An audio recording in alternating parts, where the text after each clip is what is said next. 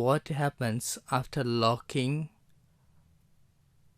or protecting this data. So here in the previous lecture we have locked this column. So here I'm trying to change, so I can change here, it's all locked, so nobody can change this data. So now I will show you how to protect your worksheet.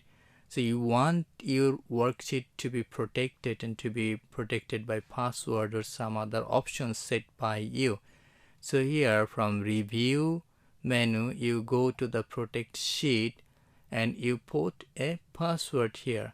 So I'm using a password here.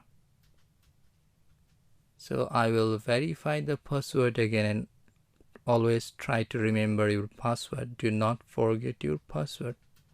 So I am verifying my passwords, and here you tick on the things that you want your subordinates or the person that put the password to be changed. So here you select locked cells.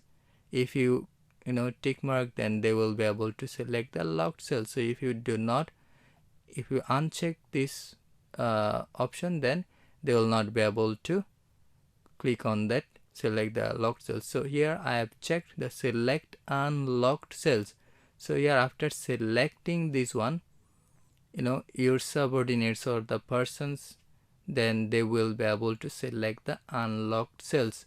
So by using this option, you can have a control on yourself that whatever things you want your subordinates to be done or cannot be accessed. So here you put the tick marks on the things that you do not that you want your subordinates or other person to be accessed. So if you whatever you do not want, then you just uncheck the buttons, like this: check, uncheck, check, uncheck.